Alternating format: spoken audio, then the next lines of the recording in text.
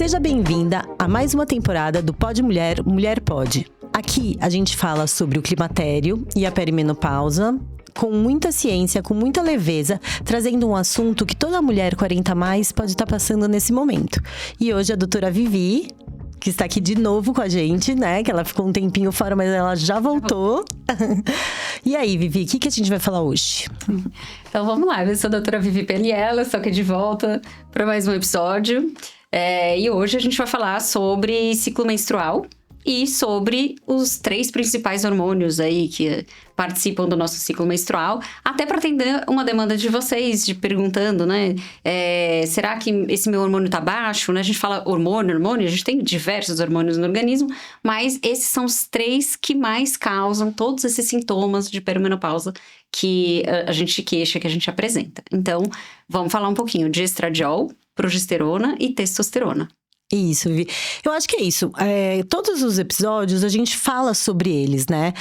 Porque a progesterona aumenta, porque a progesterona cai, quais são os sintomas. Mas a gente não fala diretamente sobre o que é cada um. Qual é o papel de cada um desses hormônios dentro do nosso organismo? E acho que nada mais óbvio que a gente começar pelo estrogênio, né? O estradiol.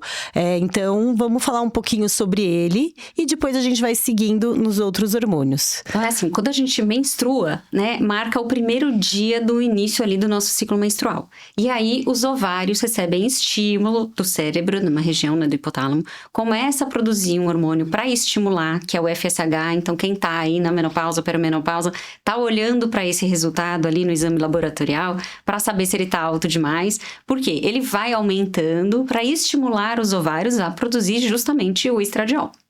O ovário, então, responde produzindo estradiol e o estradiol tem várias ações nos diversos tecidos, né? Então, na pele, no cabelo, no coração, nos vasos sanguíneos, né? Nos ossos, nos músculos, nas glândulas de lubrificação, no próprio endométrio, né? Tem várias ações ali e ele vai aumentando progressivamente até mais ou menos o meio do ciclo, que é quando a gente ovula. Depois que a gente ovulou, aí a gente começa a produzir mais progesterona, então que a gente fala que é um hormônio de segunda fase do ciclo menstrual.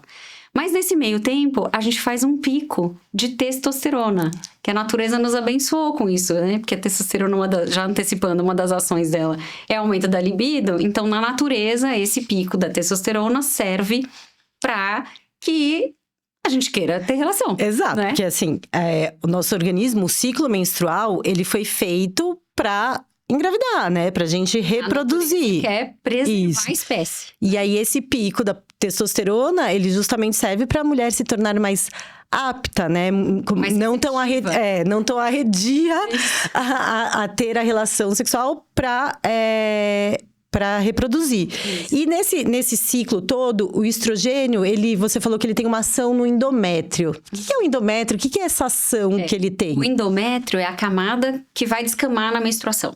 Tá? Ou é a que vai na segunda fase, então, da progesterona, se adaptar, ficar mais aconchegante para receber o embrião. Isso. E a gente engravidar. Então, toda a primeira fase do ciclo é para preparar para a ovulação e toda a segunda fase do ciclo é para preparar para a gestação. Então, até o hormônio, né, que a gente de segunda fase, que é a progesterona, é pró-gestação.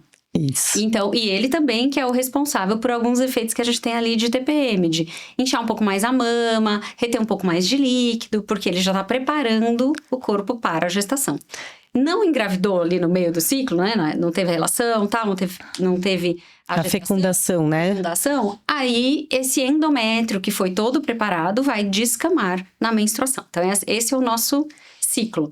Só que quando a gente está já na perimenopausa, o número de folículos ovarianos que produzem o estradiol é muito reduzido, né? 1%, menos de 1% de todos os nossos folículos. Então, eles já não conseguem mais produzir o estradiol na mesma proporção que antes. A quantidade necessária ali para você continuar um ciclo natural que no final seria uma gravidez, né? Então, a gente não tem essa produção, a gente não tem tanto substrato para produzir a quantidade, a proporção hormonal do estradiol necessária. Exatamente. É isso. E aí, o que acontece lá no cérebro, né? Primeiro, a gente não tem tantos folículos para produzir a mesma quantidade de estradiol que antes, e também não tem a mesma qualidade, porque foi passando os anos todos, a gente já nasceu com esses folículos, a gente estava com esses folículos nos ovários desde dentro da barriga da nossa mãe, então ele já não tem mais a mesma qualidade. Então, já não protege mais, já não produz mais a mesma quantidade de estradiol. Agora, não é que produz zero. Não está ainda produzindo muito pouco. A gente começa a ter sintoma de climatério quando baixa a produção. Mas muitas vezes, quando a gente vai dosar lá no laboratório, fala, não, ainda está dentro do valor da normalidade. Mas o cérebro já está sentindo que está produzindo menos ou já não é mesmo com o mesmo fluxo de antes. Porque que a gente tem o estímulo do cérebro para produzir, né? Então, libera o FSH para produzir o estradiol. O ovário tem que responder. Ele não responde, a hipófise produz mais FSH para estimular. Aí não respondeu, ele produz mais. Aí uma hora vai. Uma hora o ovário responde. E aí faz aquele pico. E antes da perimenopausa não era assim. Era um fluxo mais homogêneo, mais contínuo, mais natural. Então, esse mecanismo aí de excitar demais o ovário, ele não responder e depois ele responde de uma vez e faz pico, o próprio cérebro sente. Sente. E eu acho que é isso, porque quando a gente fala sobre a dosagem dos hormônios, a gente tem um valor de referência, né? E quando tem a produção dos hormônios no ciclo menstrual normal, você tem uma ascendência ou uma queda, dependendo da fase, mas quando você tem essa ascendência, você pode fazer uma dosagem que você estava logo no começo, ou se você estava... A curva, né? A curva. A faixa de normalidade é muito ampla. É muito ampla. Então, por isso que é tão difícil, às vezes, a gente pegar essas alterações logo no começo, ou ali quando você começa a ter essas oscilações. E é isso que você falou.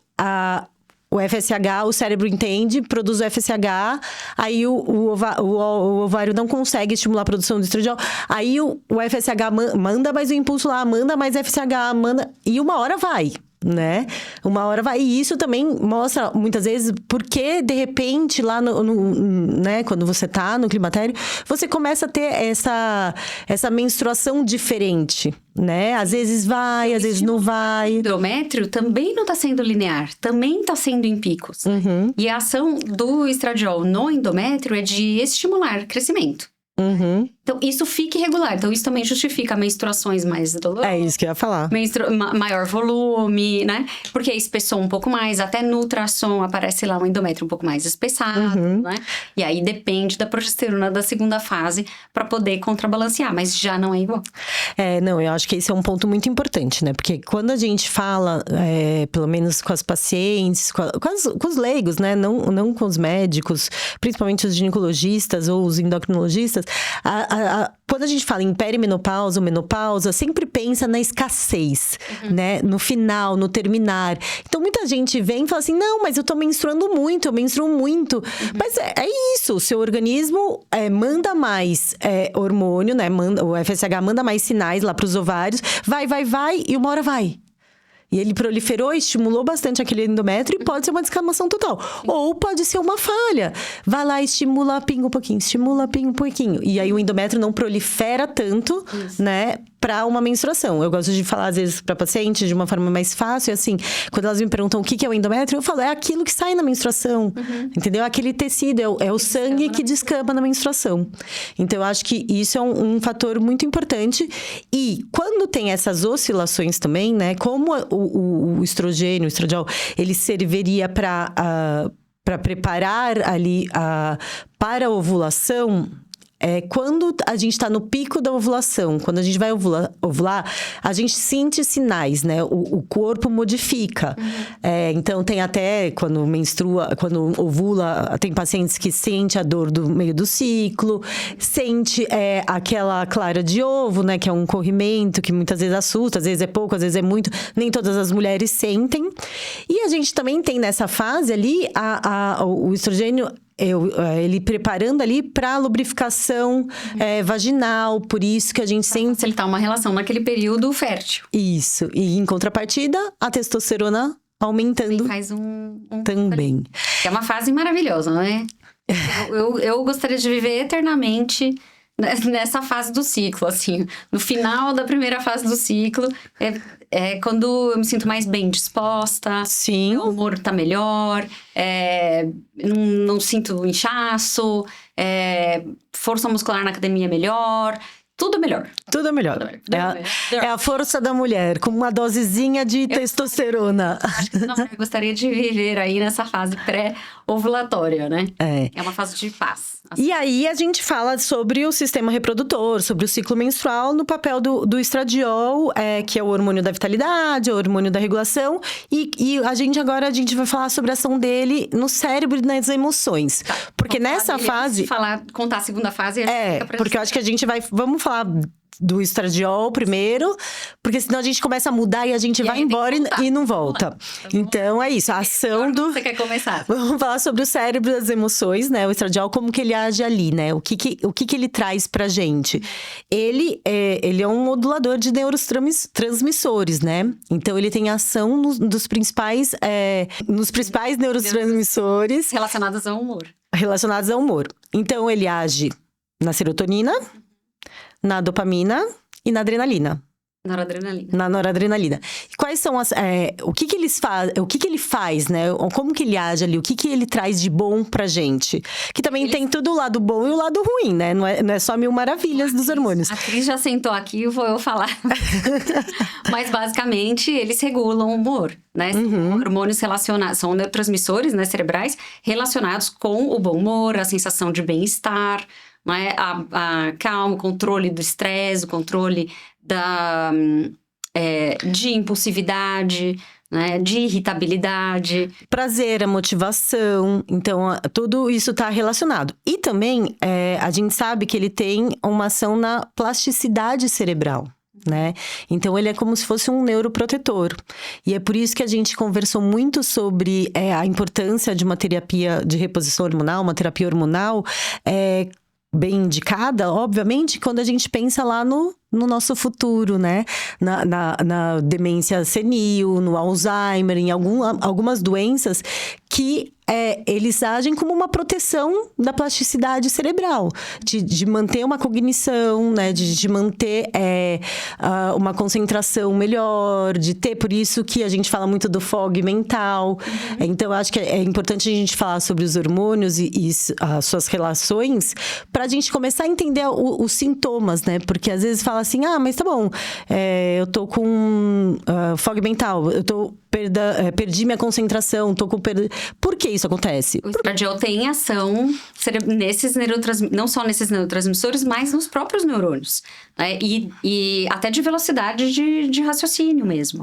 Até no próprio axônio, né, que a gente fala. Que é o que transmite o pensamento, né? Ele tem essa ação cerebral mesmo. E por isso que... Né, 2/3 dos casos de demência Alzheimer estão em mulheres. Se baixa isso, tudo se aflora, fica mais difícil mesmo. Né? E saindo do cérebro, né, que são nossos órgãos principais, indo para o sistema cardiovascular, para o nosso coração, para os nossos vasos, né? Qual que é a ação? Ele tem uma ação vasodilatadora, né? Então, isso é um fator de proteção. Né? Porque se pensar nas doenças cardiovasculares como trombos, né? Ou o AVC, né? O derrame, ou o infarto, é o entupimento da veia, então não passa mais. Quando você tem uma ação vasodilatadora, já fica mais difícil disso acontecer. E tem um outro papel também, conjunto, né? Já para explicar essa questão da doença cardiovascular, que é a ação benéfica lá no fígado, na produção de colesterol, né, de HDL, que isso também, essa parte regulada, essa parte metabólica regulada, junto com a ação vasodilatadora do cérebro, realmente, dos vasos, realmente, né, nos protege nesse sentido, porque é uma das principais causas de morte no mundo, a doença cardiovascular. Sim. Câncer e doença cardiovascular são os primeiros. E na mulher a gente ouve muito mais sobre aquele cara infartou, o pai teve um derrame. A gente vê muito mais nos homens. Então, a gente tem essa relação protetora dos nossos hormônios, né? Aí, gente, é um dos benefícios que a gente tem em relação aos homens por não... O organismo da mulher é mais resistente e ele tem essa ação, tem essa proteção natural que vem justamente do estradiol. E é por isso que os índices de infarto por faixa etária são maiores em homens até o pós-menopausa. E aí a gente inverte. Porque a gente perde esse fator de proteção. Sim. Quando vem a menopausa. E também tem o fator também que as mulheres, elas sempre foram muito mais ligadas a se cuidar, né? Porque o nosso instinto materno, por mais que às vezes a gente não consiga dar conta de tudo, as mulheres sempre estão ativas ali, sempre preocupadas com o mínimo do bem-estar, né? Então, eu acho que ali é um papel super importante. E a gente não pode esquecer, porque a gente vai voltar a falar nesse episódio mais e mais vezes sobre o exercício físico, que não é só importante na parte do sistema cardiovascular, mas também nos ossos, na proteção dos ossos, né? E qual que é essa importância? Por que a gente fala tanto disso? Qual que é o seu medo? Qual o medo que você tem lá do seu futuro pensando em não ter? Eu é ser dependente. Eu quero prolongar a minha independência, né, física, né? Sentar, levantar, andar, ter a minha autonomia pelo máximo de tempo que eu puder, né? E aí, neste sentido, então falando, né, de aparelho osteomuscular, a ação do estradiol é fundamental. Exato. Porque que a gente sempre fala, né? Melhora a massa magra, né? O que é massa magra? A gente tá falando de músculo e de osso, né, basicamente. E o estradiol nos ossos, ele ajuda a incorporar o cálcio, que é o que mantém os ossos fortes, né? Então, ele estimula, né, uma célula, que é o osteoblasto, a produzir, né, a melhorar a densidade, né, do osso, né, mineral óssea, através da incorporação do cálcio, e inibe uma outra célula, que é a que é responsável por tirar o cálcio do osso. Porque os ossos, na verdade, são nossa reserva de cálcio. A gente usa cálcio para tudo, né? Para cada piscada do olho, para cada batida do coração, a gente está consumindo cálcio. E para outras funções do organismo também. A nossa grande reserva, não falta cálcio, a nossa grande reserva é o osso. Precisou, é só ir lá tirar. Sim. Só que enquanto a gente tem bons níveis de estrogênio, a gente vai repondo também. Né? A gente vai se alimentando, pega lá, né, do intestino da dieta, leva até o osso, incorpora, precisou dar e é ali um almoxarifado, né? E vai saindo. Só que depois, com a baixa do estradiol, aí a gente começa a só consumir esse cálcio. A gente consome mais do que repõe e a gente não mantém. Porque o estradiol, além dele estimular a produção, ele faz a manutenção, né? E a gente tem que entender que o aparelho osteomuscular é um aparelho de sustentação. É o que nos sustenta. Né? Então, é o que nos faz levantar, é o que nos faz andar, é o que nos dá a independência motora, né? E eu entendo quando você fala que no futuro, assim, qual que é a minha maior preocupação, né? Com a perimenopausa e com a menopausa, e para mim também é independência, né? Diferente, né? Como eu sou mãe, eu me preocupo muito, assim, não... Eu acho que a maioria das mães se preocupa, eu não quero dar trabalho para minha filha. Sim. Né? Porque é isso, enquanto eu puder me levantar, me locomover, eu estiver ativa, eu tô produzindo, né? E eu, teoricamente, não estou dando trabalho, né? E a gente pensa nisso como um todo, né? Não só na parte muscular, mas também na parte do cérebro, que é assim, eu também não quero ter uma demência, eu não quero levar a isso e dar esse trabalho, né? Então, quando a gente fala sobre o exercício físico, não é só importante para você se sentir bem, para você estar magra, para você estar bonita. Ele tem uma ação mandatória dentro do que a gente quer para o nosso futuro. Exatamente, até porque o osso, ele não vai responder só assim, eu tô tomando comprimido de cálcio. Só isso não é suficiente, né? Tem que ver a vitamina D, que vai lá buscar o cálcio da dieta, né? Então, aí tem que ver o nível de vitamina D. Mas eu tô tomando cálcio e vitamina D, dessa parte tá correta. Mas aí tem que ver o nível de estradiol, porque é ele que estimula a célula a realmente incorporar esse cálcio. Aí, só que tem uma outra coisa também, que é a atividade física. O osso, ele depende do estímulo, né? Do músculo que tá em volta dele. para querer ou não, né, digamos assim, incorporar esse cálcio. Porque se ele não estiver sendo usado, o osso vai entender que tudo bem eu gastar aqui. Que ele pode ficar lá quietinho, né? Economizando energia.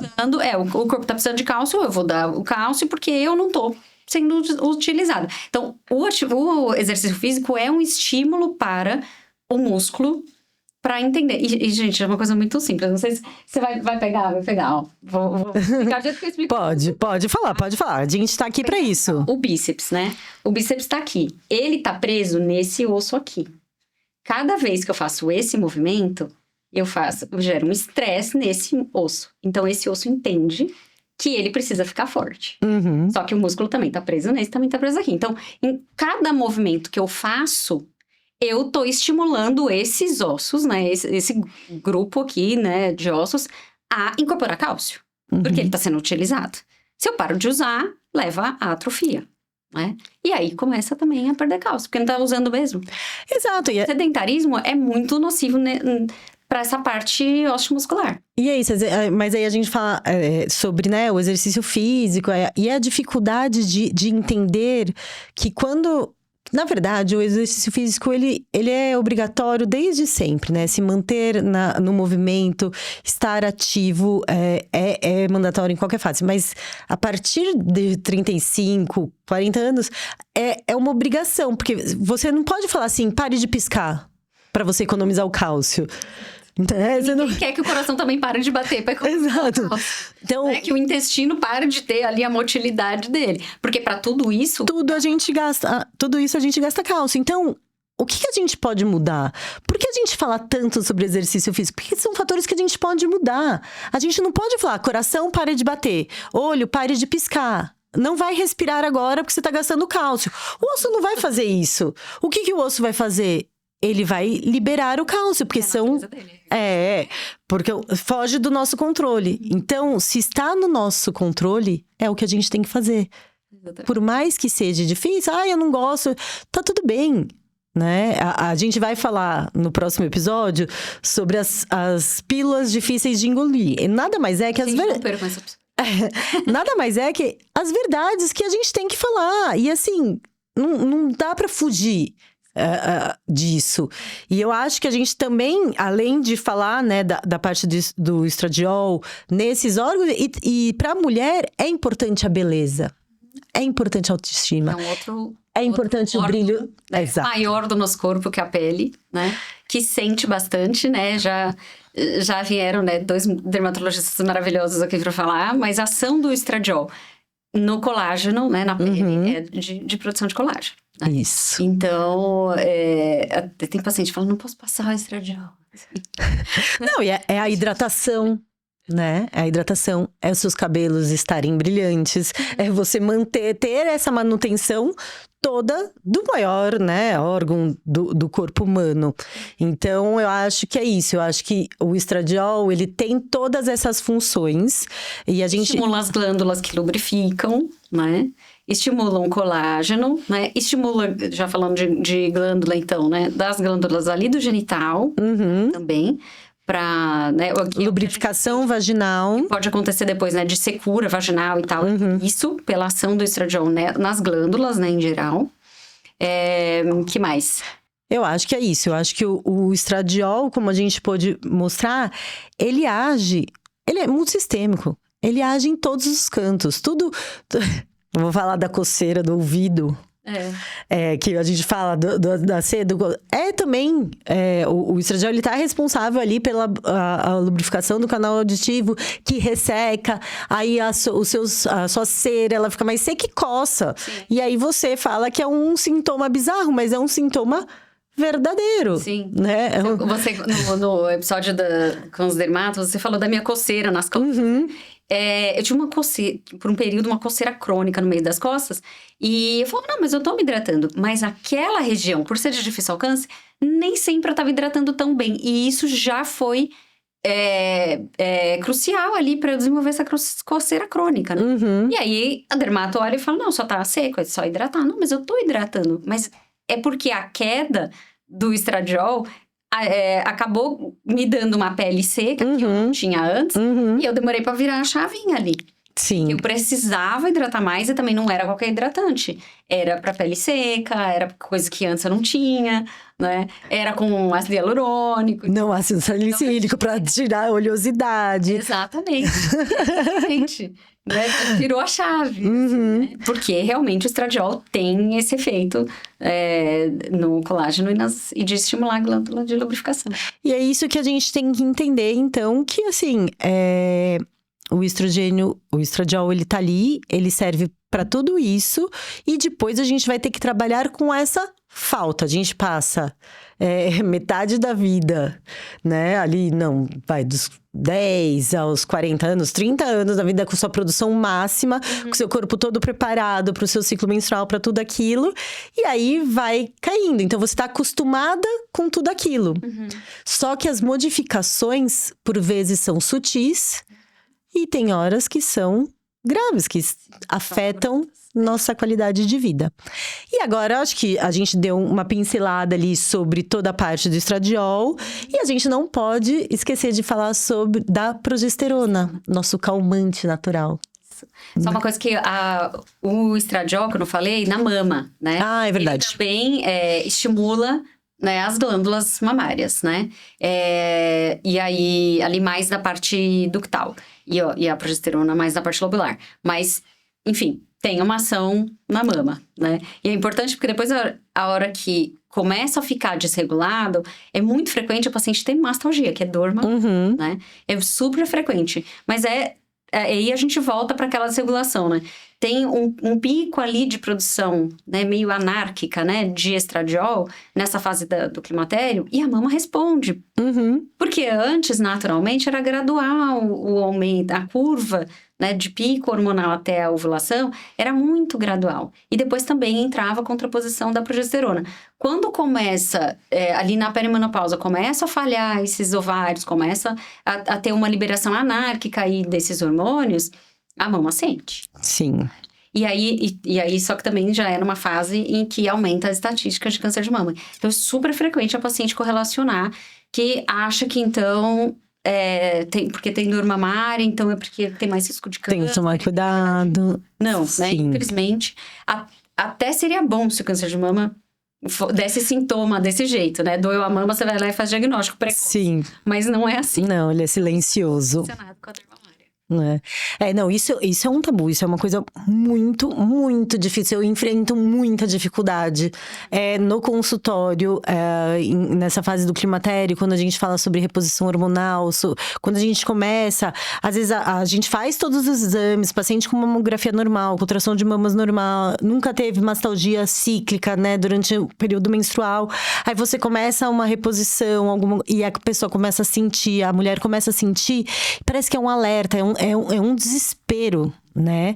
Porque você já linka com o câncer de mama, né? Que por muitos anos, por ocorrer nessa mesma fase, né, da menopausa, e o câncer ser mais incidente nessa época, as mulheres correlacionadas ou não com a reposição hormonal, e vira um pânico geral, né? E é super difícil contrapor, é super difícil lidar com essas informações, e principalmente porque tem muita besteira na internet.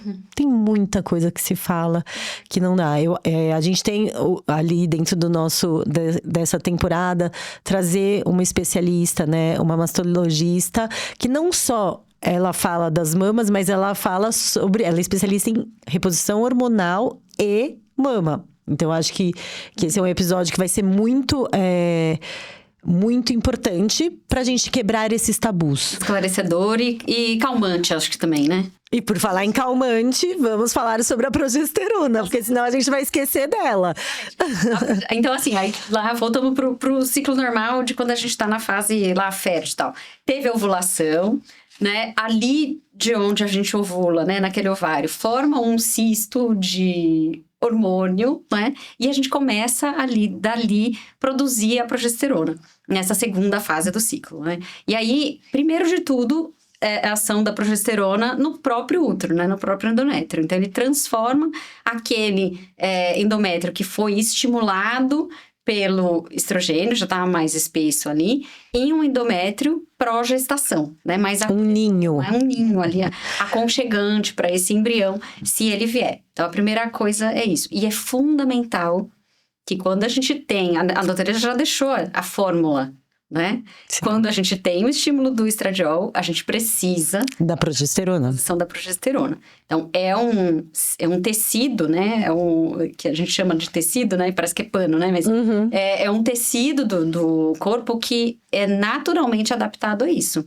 Se ele espessar com o estradiol, ele precisa da contraposição da progesterona. Existe essa sintonia, existe essa sincronia, existe essa necessidade do útero, do endométrio, de ter o estímulo do estradiol. Foi estimulado pelo estradiol ter a contraposição da progesterona. Isso é fundamental e a gente não pode abrir mão. Não é opcional. Eu gosto de... A natureza funciona assim. Sim. E a gente bater de frente com ela, a gente vai pagar o preço depois. O que eu gosto, às vezes, de explicar, porque muitas vezes, quando a gente tenta entrar com uma reposição de progesterona, tudo, existem vários efeitos colaterais. E o que eu falo é assim, o estradiol, ele transforma o endométrio em proliferativo. Então, é uma multiplicação, tá proliferando. E o que mais prolifera também, quando a gente não para, né? Quando a gente não tem o breque, o câncer. O câncer é uma mutação celular, é uma proliferação desordenada de uma célula. Então, eu gosto de explicar assim, porque às vezes a pessoa que tá... então eu entendi, porque precisa mesmo. Porque senão vai ficar lá o estímulo do estradiol, se você só repõe o estradiol, fica lá o estrogênio, e só proliferando, só mandando. Então, essas células vão crescer desordenadamente, elas vão aumentar e elas podem aumentar o risco de câncer de endométrio. Então, por isso que a progesterona é essencial. Eles são um casal, né? Eles não podem estar. Eles podem entrar em momentos diferentes, mas eles não podem estar sozinhos, né? Exatamente. Então, assim, é fundamental, não dá para abrir mão, né? A natureza já deixou essa fórmula. Se estimulou com o estradiol, a gente vai precisar da progesterona no endométrio. Mas a progesterona, ela é um pouco mais sintomática, né? Ela dá, assim, um pouquinho da dor na mama, dá um pouquinho de retenção hídrica ali no final, né? Antes da menstruação. E é de propósito, né? Por que a gente segura um pouco mais de líquido? A gente não vai sangrar depois na menstruação? Ou então, a gente não engravidou e não vai precisar fazer ali a bolsinha de líquido e tudo mais? Então, a gente vai precisar desse líquido extra. Então, não é à toa. Sim. Ela tem essa ação. Sim. Né? O nosso DNA foi lapidado pela natureza para funcionar desse jeito, que é o melhor jeito da gente produzir um outro ser humano e procriar e perpetuar a espécie. Então, não adianta a gente brigar com a nossa natureza. A gente nem pode brigar, porque a progesterona ela serve como um calmante nessa fase. Exatamente. Porque como a gente tá... Lembre, a gente tá falando do ciclo reprodutor. Então, como a gente tá reproduzindo, a gente vai ter um bebê, a gente vai ter um embrião dentro da gente, a gente tem que ter a calma, a gente... Exato. A gente fica mais resiliente, a gente fica mais... como que eu vou dizer... mais amorosa com a gente mesmo pra transformar, né, aquilo, o cuidado, toda essa parte. Então, os efeitos, né, da progesterona, eles têm a ver em tudo. Eles têm por que ele tem essa ação na mama? Porque a gente vai... preparar para amamentação. Para amamentação. E esse efeito calmante cerebral da progesterona, eu também acho muito benéfico se pensar, mesmo no MENAC, na fase reprodutiva da vida. Porque, pensa, a gente foi mais estimulado ali, né, com o estradiol na primeira fase, ainda fez um pico de progesterona, que aumenta um pouquinho ali eu vou colocar como audácia, não vou falar habilidade ou agressividade, vou colocar como audácia, porque a gente não faz níveis agressivos, né? Pode até fazer, mas normalmente não faz. E aí, isso, precisa ter um freio. E aí vem o hormônio. Calma. Então, ali, vamos colocar assim. Então, o estrogênio, o estradiol, ele tá ali te dando motivação, te dando prazer, liberando neurotransmissores, te deixando... Aí vem a testosterona. Que faz um pico. Que faz um pico, que não chega a ser um pico, que pode... níveis, assim, que te deixem... parecidas com o homem, né? Então, e aí você tem um monte de... Exato. Não, você tem um monte de estímulo up ali. Você tem um monte de coisas te trazendo pra mais. Aí vem a testosterona e te dá mais. Aí você vai A gente precisa, isso é a natureza do bom sinal, de que a gente precisa. Vamos voltar pra terra? Vamos pôr o pé no chão? É um bom sinal da natureza de que a gente precisa desse equilíbrio, né? E de momentos de complacência mesmo, de aceitar, de acalmar e tal. A própria sonolência, né, que ela pode dar, né, a progesterona, é benéfico. Se você Economizar energia. Exatamente. Se você pensar assim, lá, quando a gente estava no tempo das cavernas, né, tinha restrição de alimento, né, o nosso DNA não sabe que a gente tem iFood, que a gente tem dispensa em casa. Exato. Então, assim, lá atrás, né, lapidou o nosso DNA. Tinha restrição de alimentos. Então, se eu ovulei, tive relação, engravidei, eu preciso guardar um pouquinho mais de energia. Guardar energia. A ação da progesterona entra nisso daí, né? De facilitar aquilo que vai promover a gestação. É progestação. Progestação. E a gente tem que entender que a progesterona, ela tá ali no final, né? Ela tem essa coisa, porque ela também é responsável pela manutenção da gestação, né? Então, quando a gente vê ela mantém o corpo lúteo, né? Que às vezes eu brinco que é o que alimenta a gestação. A gestação nos primeiros dias, até que forme uma placenta. Isso. Pra ter uma vesícula uterina, pra ter alguma coisa que vai proliferar ali e vai ser o que vai manter. Então, quando a gente fala ali dessa fase da perimenopausa, do climatério, existem algumas queixas também desse pinga-pinga no final, dessa menstruação. Eu menstruei 2 dias, mas eu fiquei pingando mais uns dias. Porque é isso, algum sinal da insuficiência do corpo lúteo, que não engravidou, só que a progesterona que está sendo produzida, ela também não consegue manter. Consegue ser a mesma, porque não foi aquele estímulo linear até fazer um pico, ovular, né? E aí depois eu produzi um bom corpo, ovulei com um bom corpo ovulatório ali, né? E aí depois converto para progesterona, produzo um bom nível de progesterona. Como foi tudo meio anárquico, né? Esses folículos estão em fases diferentes, que demandou várias doses, vários estímulos ali do FSH. Então, já produz uma progesterona de forma errática na segunda fase, né? Exato. Que às vezes, dependendo, você esperaria numa curva normal ali dentro da fase reprodutiva ali da vida, né? Antes da perimenopausa. Uma curva também crescente, também ascendente até o 21º dia, que faz um pico de progesterona, a gente não tem. Às vezes a dose tá baixa, às vezes a dose tá demais, antes do que seria. Fica também meio anárquico e o endométrio também responde desse jeito. Exato. Né? E aí, às vezes, uma parte do endométrio tá mais proliferativo ainda, o outro já tá mais glandular, que é o jeito, né, que a gente fala, que é o jeito que o endométrio fica na segunda fase. E aí tem uma descamação também irregular. Prolonga os dias do pinga-pinga. E é isso que é interessante que você falou. Lembrando que todos esses hormônios, eles fazem uma curva com um pico no meio. Então, por muitas vezes você pode dosar a progesterona que tá dentro da normalidade, que tá ali, sei lá, os valores vai de 0 a 1000. Aí você dosou como se fosse no pico dela, teria que estar 1000. Só que você dosou numa perimenopausa e tá ali em 200. Tá dentro da normalidade. Mas não é o que aquela paciente, que aquele endométrio estava acostumado. Então, você tem os efeitos ainda. Por isso, nossa, é super importante você falado isso, porque isso é uma coisa muito frequente, uma dúvida muito frequente no consultório. Primeiro, essa questão de tem o sintoma, mas tem os exames normais. A gente já falou várias vezes. E depois o outro lado, que assim, nossa, eu tô repondo, e por que então não aumenta? Verdade. Isso é muito. Isso eu falo por mim. Isso eu falo por mim também, né?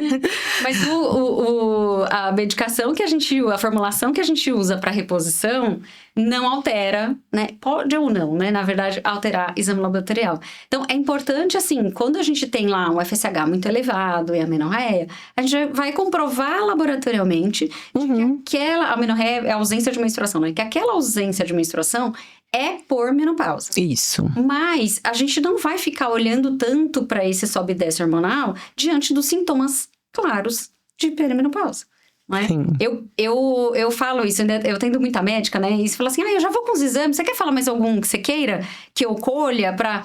Não, eu quero que você venha na consulta pra eu te conhecer, pra gente conversar, pra saber como é que você tá. Pra eu saber o que eu tenho que pedir, né? Não é receita de bolo? Vamos falar de novo sobre isso? Porque muitas vezes o exame não me dá a resposta. O que me dá a resposta é a conversa, são os sintomas, é a anamnese, né? Então, eu tenho cada vez mais, assim, batido nessa tecla de vamos olhar menos pros exames laboratoriais. Eles são complementares. Na faculdade a gente estuda isso, né? Exames complementares, né? Eles são cada vez mais complementares, assim, ao meu ver, né, pra gente... Eu acho que eles servem para parâmetros, né? Eu acho que tem ali uma ação complementar e de parâmetros. E também, quando a gente pensa não só dosar os hormônios, porque eu acho que dosar os hormônios é o de menos. Para mim, a dosagem, o valor que tá o hormônio é o menor dos nossos problemas. Porque é isso que, mesmo repondo, a gente não consegue atingir níveis que o nosso organismo foi programado desde sempre para fazer. Então, e o que ele estava acostumado. E lembrando que não é a progesterona, o estradiol que a gente usa exógeno, não é o que foi produzido pelo nosso organismo. Então, eles têm, os receptores, eles têm sensibilidades diferentes, têm densidades diferentes, não é a mesma coisa. Então, não vai manter. Então, eu acho que os hormônios, eles nem servem para parâmetros, né? Eu falo muito mais dos exames laboratoriais complementares como parâmetro, seria muito mais em relação à insulina, à glicemia, ao colesterol, ao triglicérides. É isso que me importa. A tireoide, é isso que me importa. Os hormônios, eles pouco modificam, a não ser que eles estejam muito alterados, eles não têm muita ação pra gente, nem como parâmetro, nem como comparativo. Olha, você tava aqui e agora você tá aqui. Uma porque aqui eu tava com meus hormônios em níveis ótimos. E aqui pode ser que meus hormônios já tenham caído. E mesmo eu repondo, mas eu tô repondo e tá lá embaixo. Sim, não é. Por isso que daí a gente tem que olhar pra sintoma. É muito frequente isso. A paciente já está ali em reposição, tá ótima, melhorou dos sintomas. E aí, depois ela fala, nossa, mas eu colhi. Às vezes porque passou em outro profissional, né? Por outro motivo. Fala, nossa, mas eu colhi e tá assim, eu preciso aumentar a dose? Não, porque não necessariamente aquilo que você tá repondo vai refletir nesse exame laboratorial. Então... Eu acho que então, em relação ao ciclo menstrual, a gente já falou um pouco da progesterona.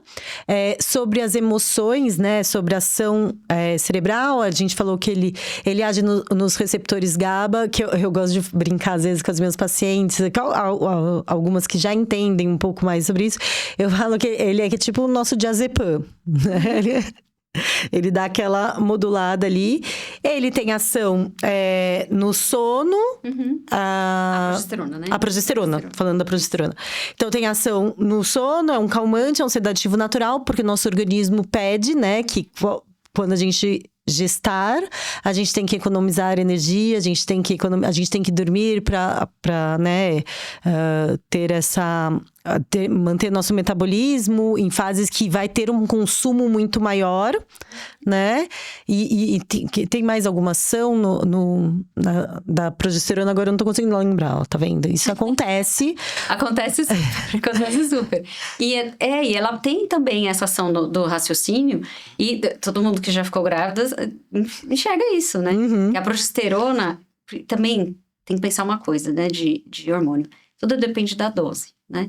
Por exemplo, a ação da progesterona no endométrio, em uma dosagem, ela só inibe a hiperestimulação lá do estradiol. Em outra dosagem, ela atrofia o endométrio, né? Sim. O cérebro também é a mesma coisa. Então, ela tem ali um efeito calmante, né? Um pouquinho do sono e tal. Mas a hora que engravida e esse valor aumenta muito, essa produção aumenta muito, aí a gente muda até o foco, a atenção, a memória, né? E fica tudo mesmo... Ele também tem uma ação neuroplástica no cérebro, né?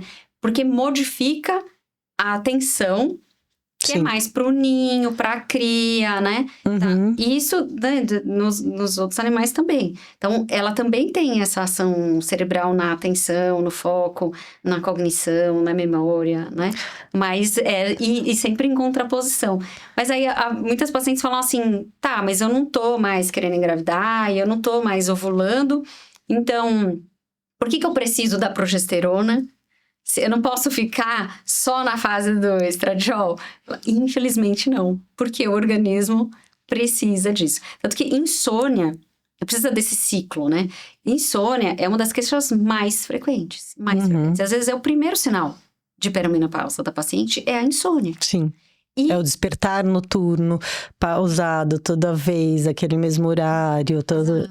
E muitas vezes a gente resolve isso só com progesterona na segunda fase. Não precisa nem ser um mês inteiro. Porque daí a gente dá um mês inteiro. Aí ela não menstrua, porque atrofiou o ovário. Sim. Aí entra naquele pavor De posso estar grávida, estou grávida ou estou na menopausa, né? Então, assim, a reposição e demanda muita disciplina também. Porque se você vai fazer cíclico... Não, eu acho que isso... comprometer com aquilo de... Isso da reposição, eu acho que... Eu nem sei como a gente consegue, em um episódio, falar sobre tudo isso...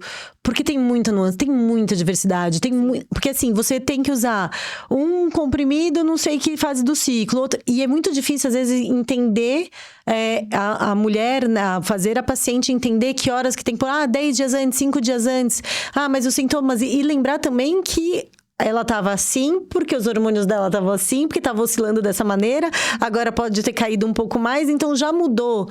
Então é bem complicado, né? Porque a gente está tentando imitar meio que às cegas, porque a gente não dosa. Exato. Dia, né? Não, e a gente não sabe. E talvez hoje mandou um estímulo a mais, ontem mandou um estímulo a menos. Esse é o desafio da perimenopausa. Uhum. Eu sempre falo, depois que já parou, que já esse ovário já não tá mais, né, funcionando e tal, aí é fácil. Porque daí a gente vê a menor dose que possível, fica sem sintoma, e mantém. Pelo menor tempo possível. Porque não vai mais ter essa liberação anárquica. Agora, nessa fase em que a gente tá tentando apaziguar essa produção anárquica, esse estímulo anárquico de FSH e essa produção, esses picos e vales de estradiol, esse é o grande desafio. É o grande desafio, e foi que eu conversei com você nesses últimos tempos, né? Que assim, eu comecei a reposição hormonal em abril, acho que foi. E eu tava super bem, tava voando, falando, nossa, maravilha. Pra mim, assim, eu não queria nada. Começou a cair um pouco mais do meu cabelo, aí você começa a entrar com um outro remedinho aqui, você começa a uma suplementação ali, você tem que entender o que você quer. Isso a gente vai falar no próximo episódio, né? E aí, nesses últimos 2 meses, eu até mandei uma mensagem pra você. Eu falei, olha... E é difícil a gente descobrir, né? Sim. O porquê. Mas aí eu comecei a perceber que 10 dias antes da minha menstruação, sim, eu ainda menstruo. Apesar de eu tô usando a gestrinona pra bloquear a minha menstruação. Porque eu tenho da adenomiose, da minha cólica, da minha dor, que era muito grande. Diminuiu bastante o ciclo, né? Diminuiu bastante o meu fluxo. Eu não tenho mais dor. Eu tô há 4 meses sem dor, isso pra mim, maravilhoso. Então, se tá caindo o cabelo, eu vou melhorar o cabelo. Porque pra mim, o não ter dor, que era o sintoma que foi mais chocante pra mim, tá tudo bem. Então, eu vou escolho minhas batalhas, né?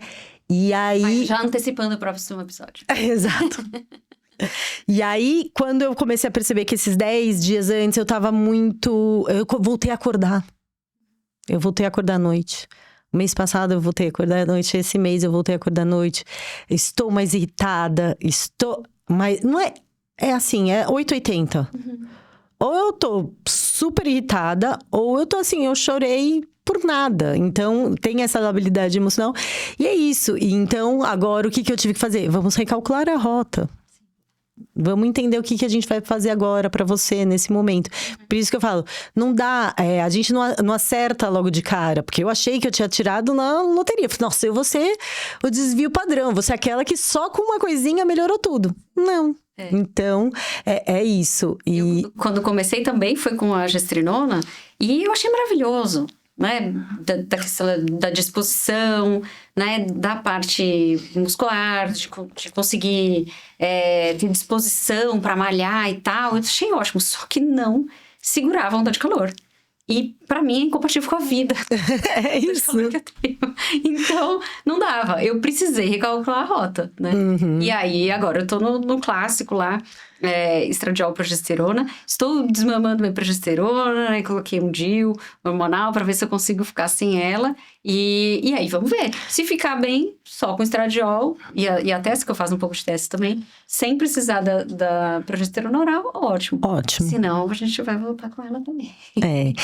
E agora, pra concluir sobre os hormônios, né? A gente falou sobre 3.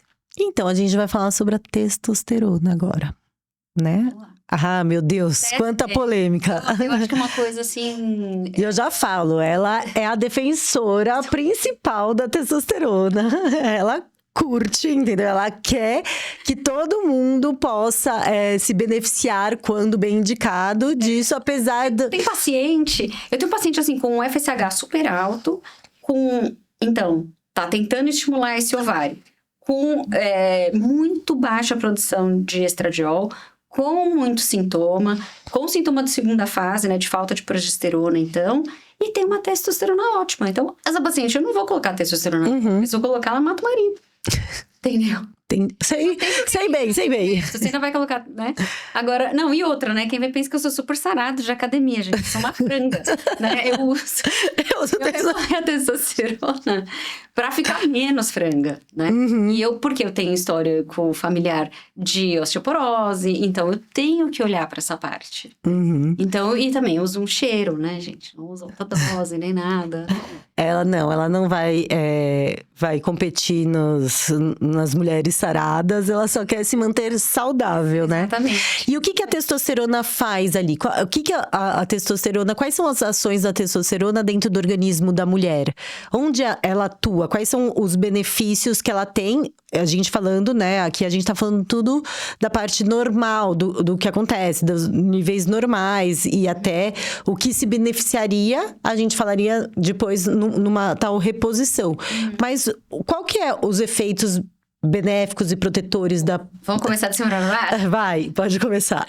Primeiro, assim como o estradiol, ela também tem uma ação de estimular glândulas, né? Então, ali, desde a oleosidade do cabelo, da pele, né? Ela pode ajudar nisso, né? Ela produz, né, ali o sebo natural, ela age na hidratação, ela na proteção, é muito mais protetivo ali, né, pra não perder, por exemplo, a gente sua, a gente transpira, a gente perde água, né, pelos nossos poros, então ela tem uma ação ali de segurar. Exato. Né? Mas então assim, ela vai ter uma ação de estimular glândulas, né, então de cima pra baixo, tô falando, mas já vou avisar que nos homens, o que acontece? Ele começa a afinar o fio do cabelo, começa a cair cabelo. E a gente também pode ter isso. Sim. Né? Então, quem tem aí uma alopecia androgenética, né? Que é a calvície geneticamente condicionada, pode piorar a queda. Então, tudo na natureza é uma gangorra, gente.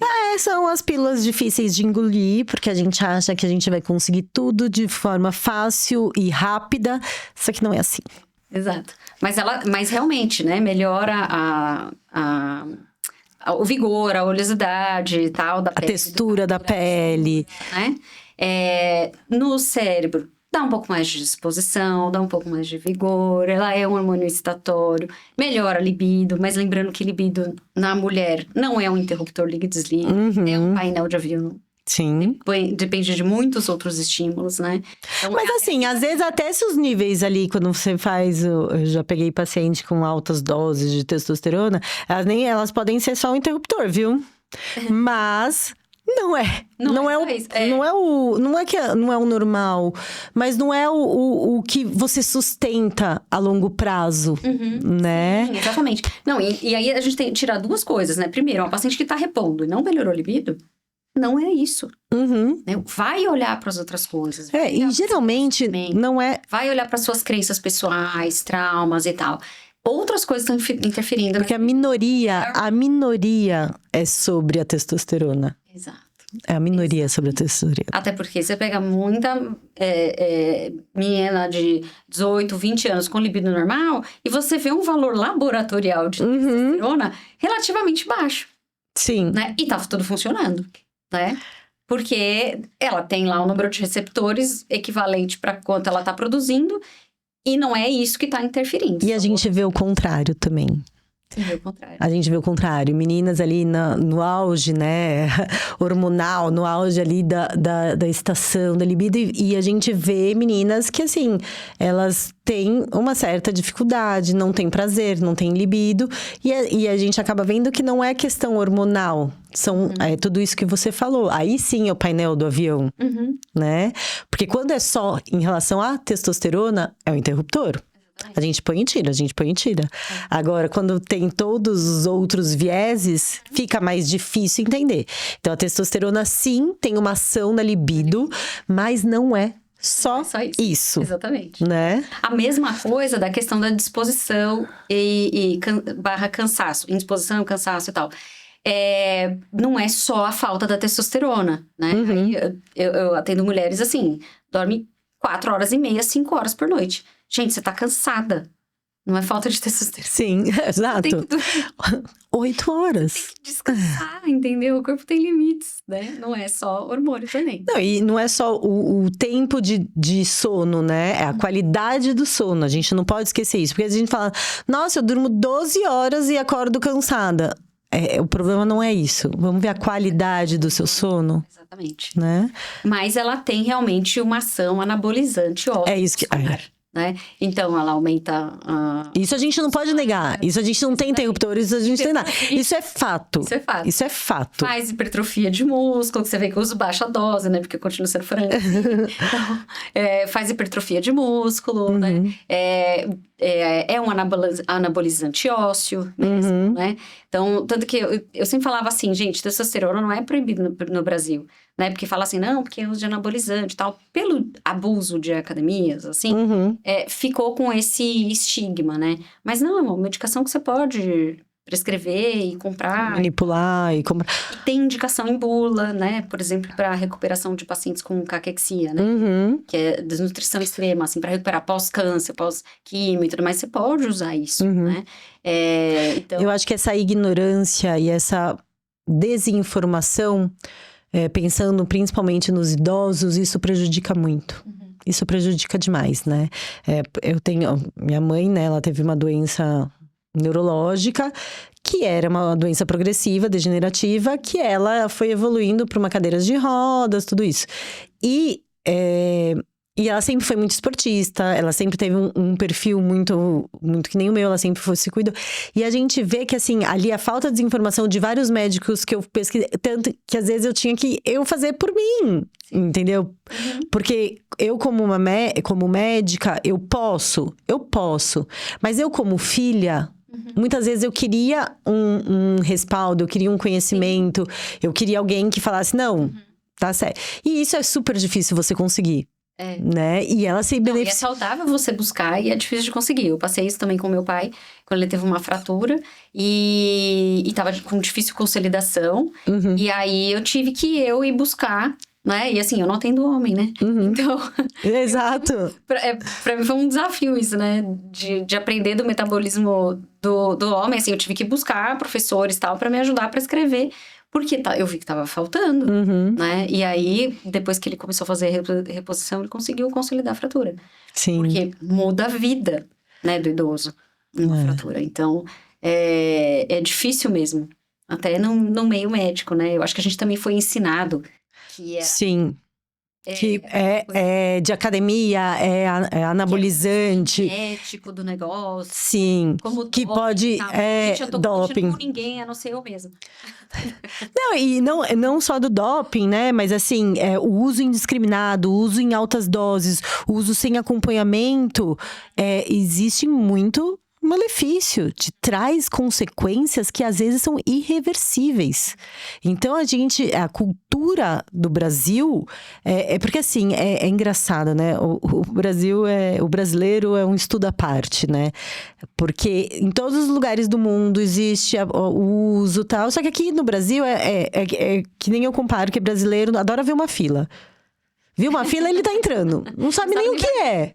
Então, o brasileiro chega uma medicação, chega qualquer coisa, uma informação, quer fazer, entendeu? Quer usar, mas nem sabe. Voltando ali nas canetinhas, né? Chega aí, tá na farmácia? Se tá na farmácia, eu posso comprar e eu vou usar e eu vou fazer e a gente perde, né? Então, por isso que é tão importante no Brasil, na população brasileira, nas mulheres brasileiras, a gente levar informação, né?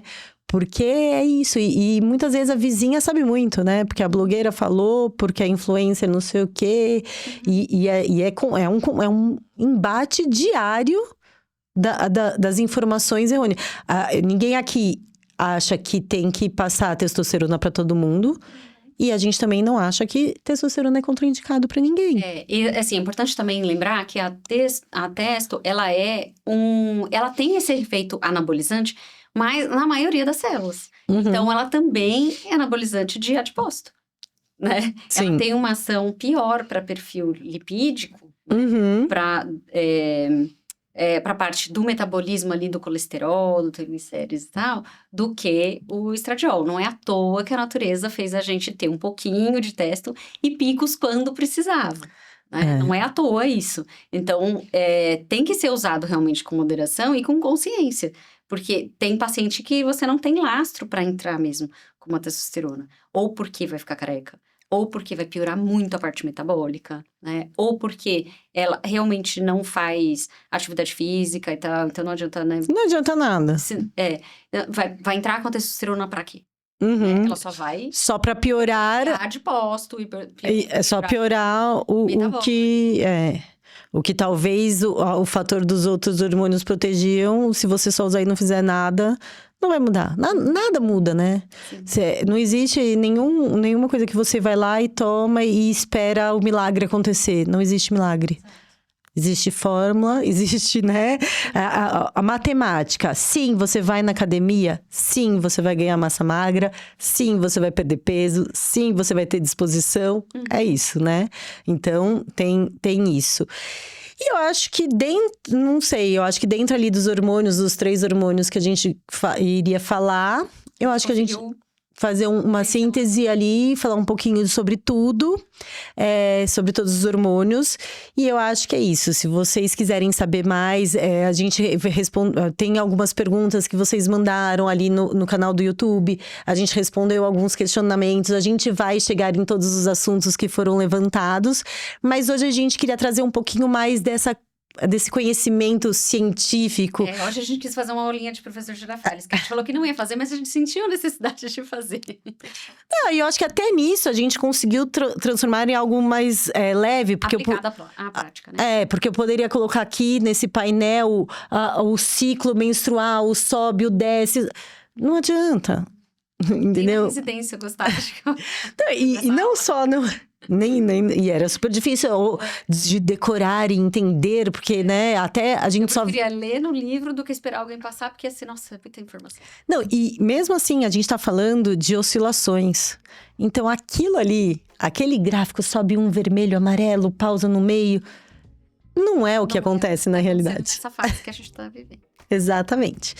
Então, é isso. Se... você gostou do conteúdo, continua aqui com a gente. A gente vai continuar trazendo essas informações, porque aqui no Pode Mulher, Mulher Pode.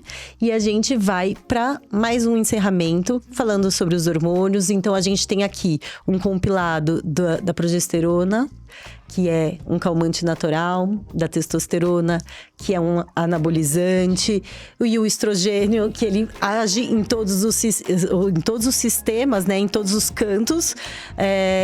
De nós mulheres. Exato. E é isso, eu acho que essa é a caixinha. E se você ficou com alguma dúvida, pode mandar pra gente. E se você gostou deste conteúdo, compartilhe com uma mulher que precisa também dessa informação. E até o próximo episódio.